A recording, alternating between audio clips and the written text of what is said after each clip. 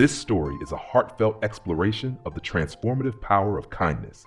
It shows how a simple, compassionate act can ripple through lives, creating unexpected changes far beyond what anyone could imagine.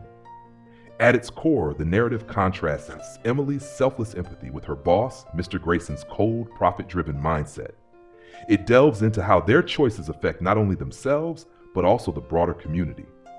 Through this journey, the story reveals how small, meaningful actions can inspire a collective shift in perspective, proving that kindness, though often underestimated, holds the potential to spark profound, lasting change. The diner buzzed with life that morning. The clinking of plates, the hum of conversation, and the sizzle of bacon on the griddle created a familiar rhythm. Emily, a waitress known for her warm smile and tireless work ethic, moved gracefully between tables, balancing trays of steaming coffee and stacks of pancakes. She had a knack for making everyone feel seen, from the grumpy regular who always ordered black coffee to the young couple enjoying breakfast before work. But today felt different. As Emily approached the window to deliver an order, her gaze shifted outside. There, on the curb, sat a man who looked as if the world had forgotten him. His clothes were worn and threadbare, his face pale and unshaven, and his shoulders slumped under an invisible weight. He didn't ask for anything. He just sat there, his eyes fixed on the plates of food being carried in and out of the diner. Emily hesitated for a moment, her heart tugged by the sight. Why is he here? What brought him to this point? She wondered. Homelessness wasn't uncommon in the city, but something about this man struck her. His gaze wasn't one of resignation. It was one of longing, quiet and profound. Emily glanced around the diner. The customers were absorbed in their meals and conversations. Her boss, Mr. Grayson, was in his office, likely reviewing the morning's receipts. No one else seemed to notice the man outside. She made a decision. Slipping behind the counter, Emily grabbed a clean plate and began assembling a modest meal: scrambled eggs, crispy bacon, and golden hash browns. She added a slice of buttered toast and poured a steaming cup of coffee. Balancing the tray, she took a deep breath and stepped outside. "Excuse me," she said softly. The man flinched, startled by her voice, and looked up at her with tired, wary eyes. "Can I help you?" he asked hoarsely, as if unsure of her intentions. "I thought you might be hungry," Emily replied, holding out the tray with a kind smile. "Here, please take this." The man stared at the food, his hands trembling as he reached for it. I don't have any money," he stammered, his voice thick with embarrassment. "You don't need any," Emily assured him. "It's on the house."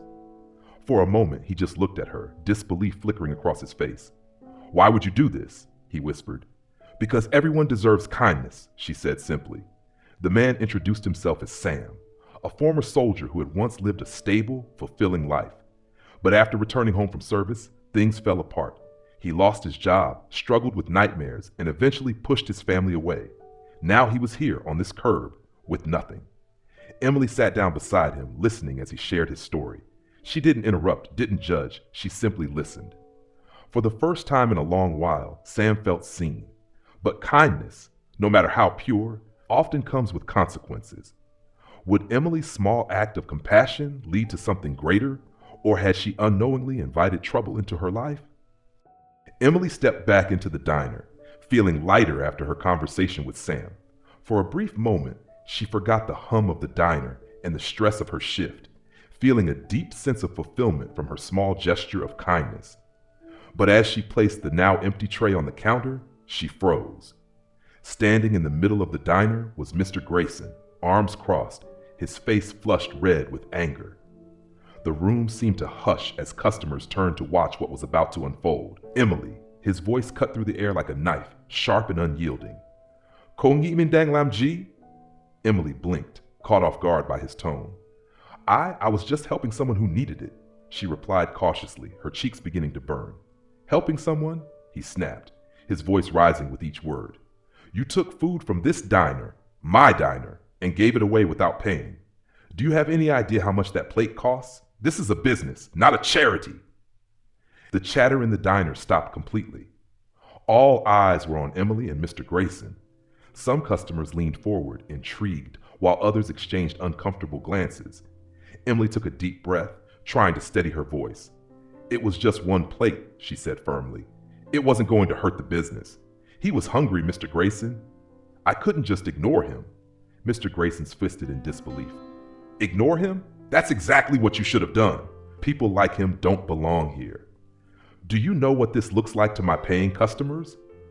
He gestured toward the tables, where a mix of reactions began to surface. One older woman whispered to her husband, I think what she did was sweet.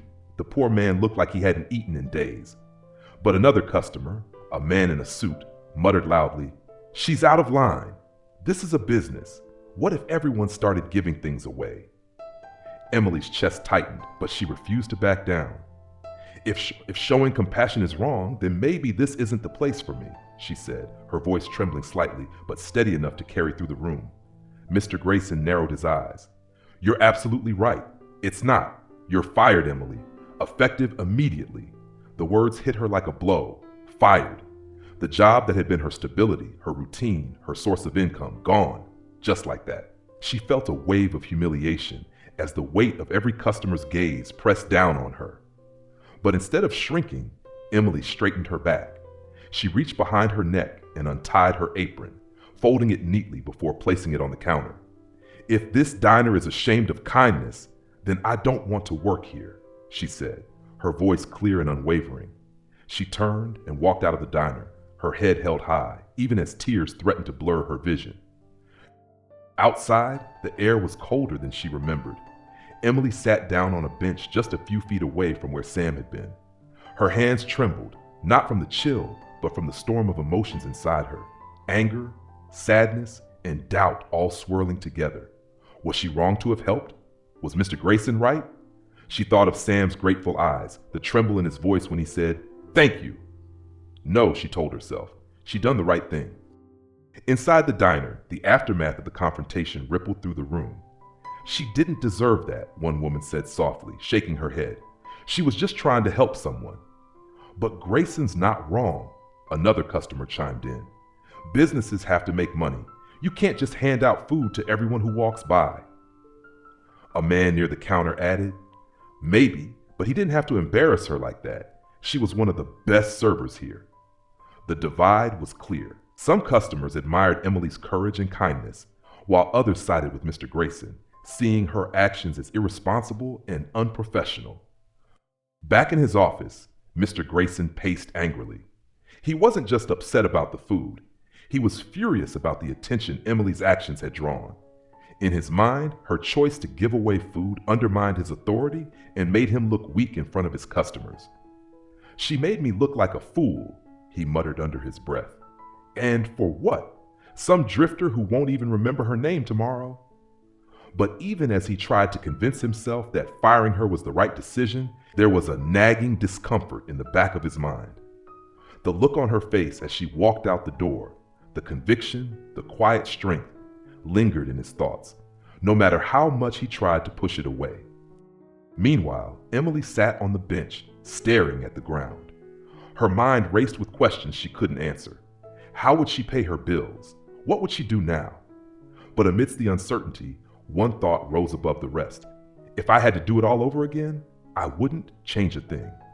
Little did Emily know, her decision to stand by her values would set off a chain of events that would change her life and her community forever.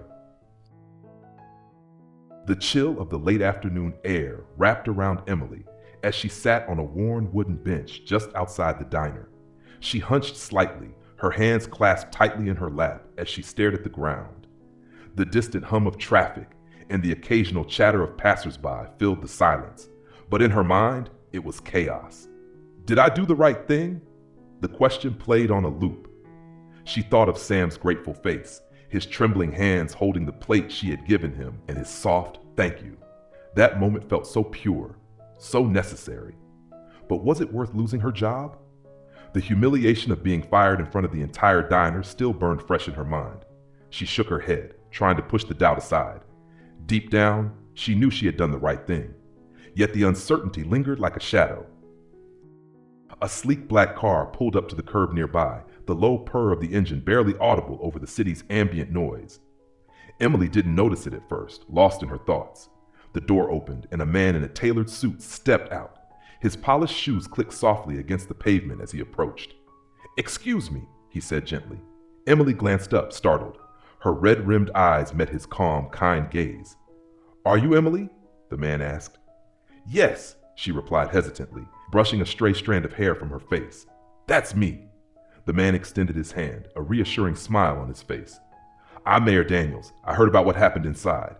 Emily blinked, confused. "You heard about that already?" Daniels chuckled softly. "News travels fast in this town, especially when it's about something as extraordinary as what you did." Her heart sank, assuming the worst. "Extraordinary?" she echoed, her voice barely above a whisper. The mayor nodded.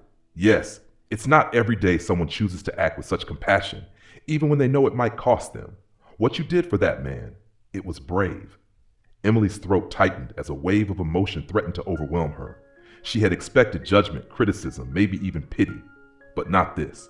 I couldn't ignore him," she said quietly. "He looked so lost, so hungry. It didn't feel right to do nothing."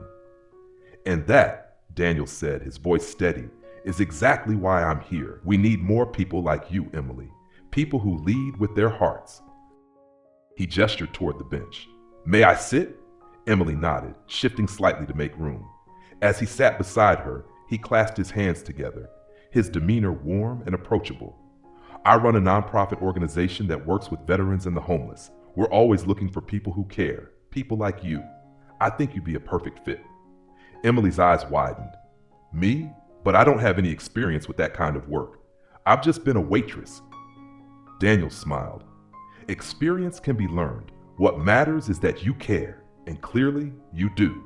That's what we need." He reached into his suit jacket and pulled out a business card. Handing it to her, he said, "Call this number when you're ready. We can discuss how you can help." Emily stared at the card, her fingers trembling slightly as she held it. "I don't know what to say," she admitted. "You've already said enough," Daniels replied with a smile. "What you did today spoke louder than any words ever could."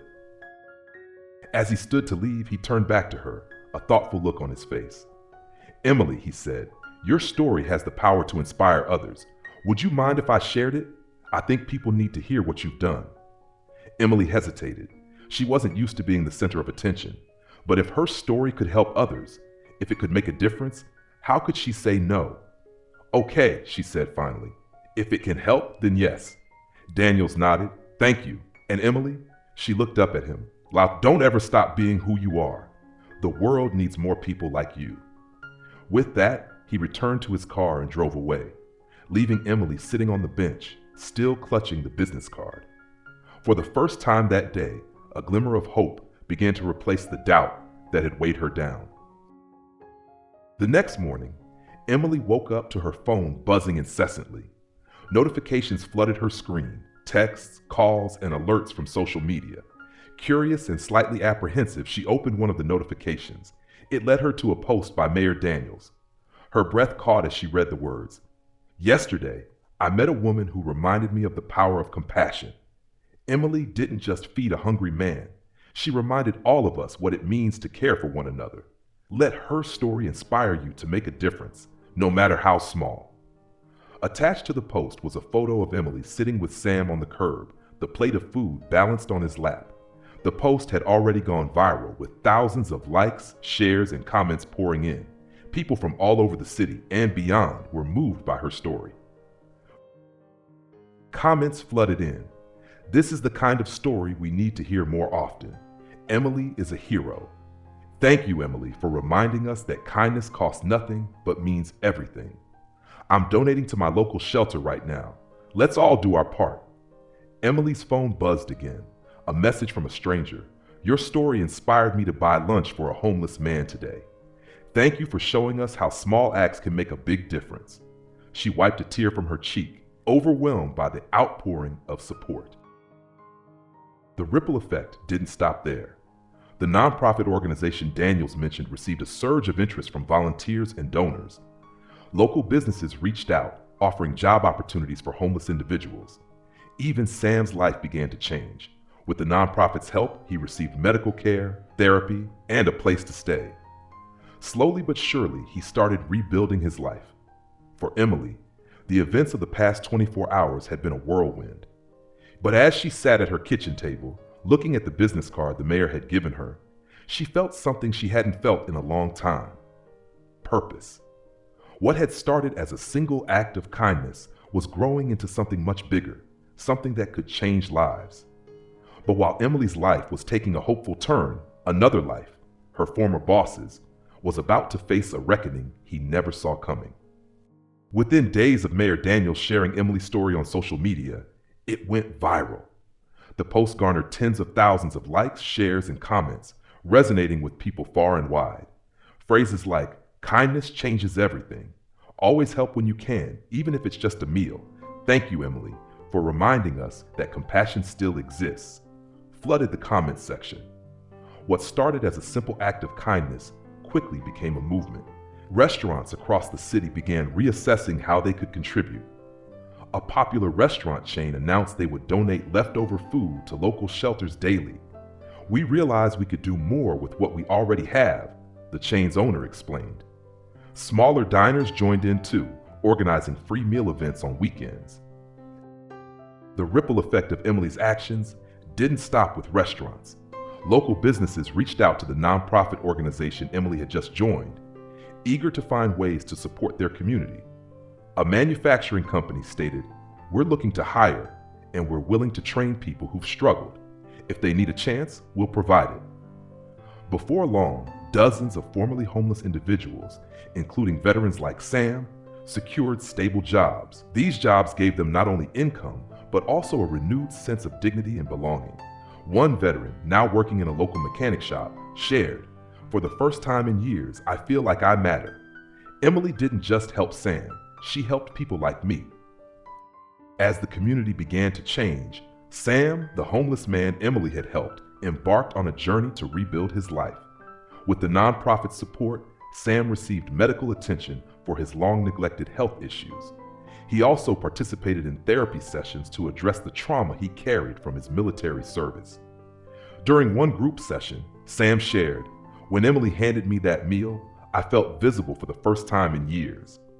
I didn't think I'd survive that week, but she made me believe someone still cared."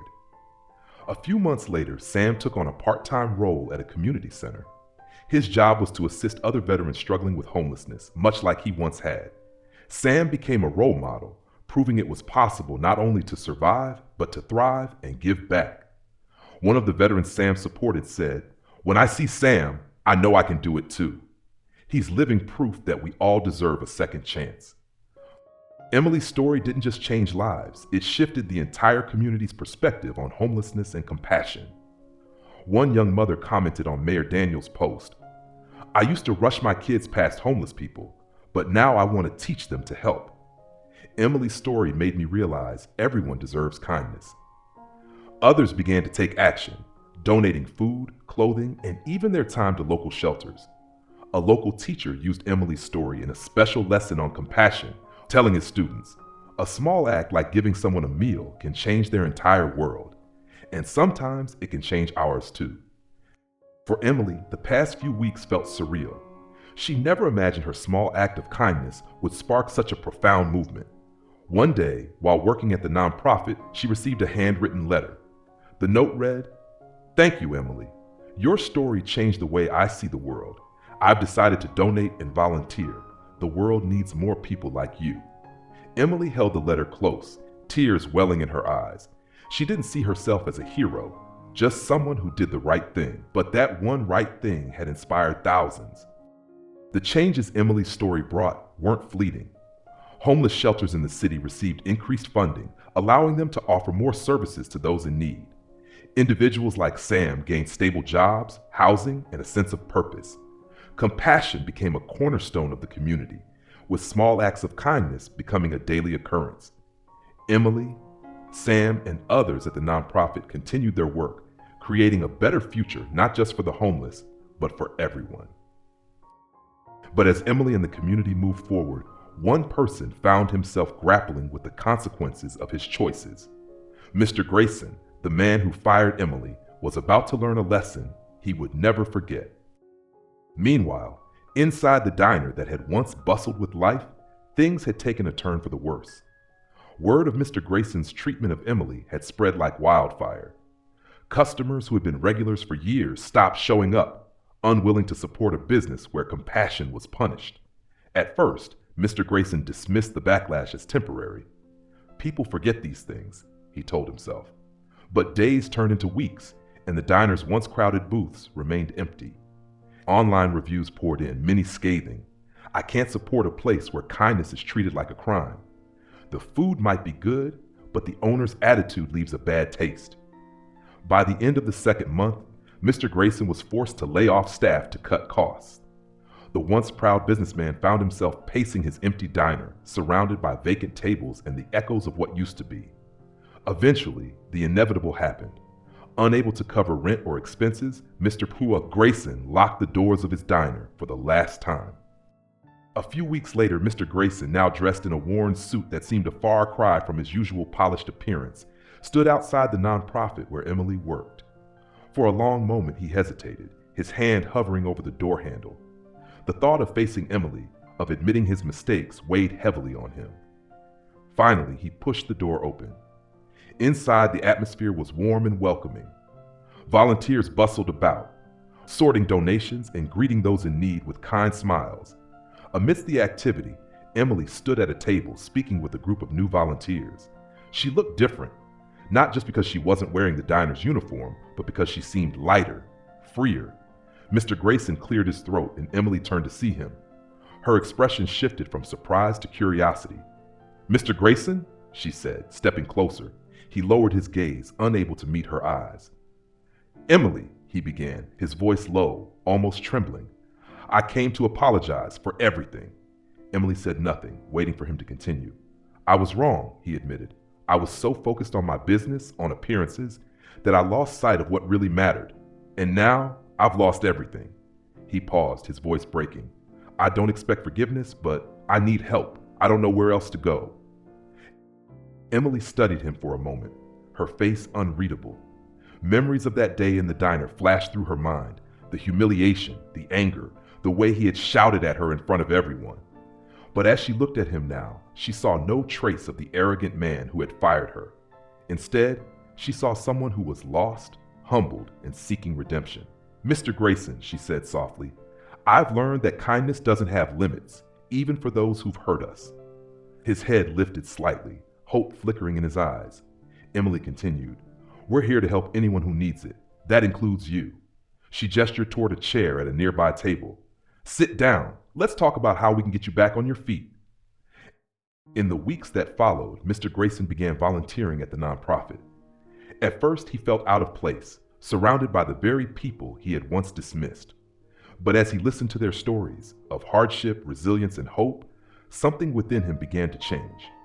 He worked side by side with Emily and Sam, learning not only about the struggles of others, but also about himself. Slowly, he started to find purpose in helping those he had once ignored. One afternoon, as he helped serve lunch to a line of guests, Sam approached him with a smile. "You know," Sam said, "it takes a lot of courage to admit you were wrong. Not many people would have done what you did." Grayson nodded, his voice quiet. "I think Emily taught me that. Kindness, it's not weakness. It's strength." Months later, Emily, Sam, and Mr. Grayson stood together at the nonprofit's annual fundraiser. The event was bustling with energy, a testament to the incredible work they and their team had accomplished. Sam, now a mentor for veterans struggling with homelessness, took the stage to speak. "A meal can seem like a small thing," he began, "but sometimes it's the start of something bigger. It's the beginning of hope." The crowd erupted in applause as Sam stepped down, joining Emily and Mr. Grayson. Emily looked around at the room, filled with people united by compassion and hope. "Who would have thought," she said with a smile, "that one plate of food could lead to all of this?" Grayson nodded, his expression thoughtful. "You reminded all of us what really matters, Emily." The three of them stood together, a symbol of redemption, resilience, and the power of kindness. Kindness knows no boundaries. It's a strength that can change lives, heal wounds, and bring people together, even those who once stood on opposite sides. At its heart, this story reminds us of a profound truth. Even the smallest act of kindness, born from genuine compassion, can spark extraordinary change. What may seem insignificant, A simple meal, a kind word, or a moment of understanding can set off a ripple effect, touching lives in ways we could never predict. Kindness is never wasted, even when it comes with immediate consequences. While Emily faced loss and uncertainty, the long-term results of her actions proved the immense value of choosing what's right over what's easy. Her courage not only transformed her own life, but also uplifted those around her, creating opportunities and inspiring hope for an entire community. This story also underscores the importance of community. A strong, compassionate society is built on the willingness of its members to step forward and help those in need. By extending empathy to the vulnerable, we remind ourselves of our shared humanity and the power we hold when we work together. In the end, Emily's journey teaches us that kindness is more than an individual act. It's a force capable of healing, connecting, and changing the world. It begins with one person, but its impact knows no bounds. Kindness doesn't require grandeur. It simply asks us to care. And in caring, we have the power to make the world a better place for everyone.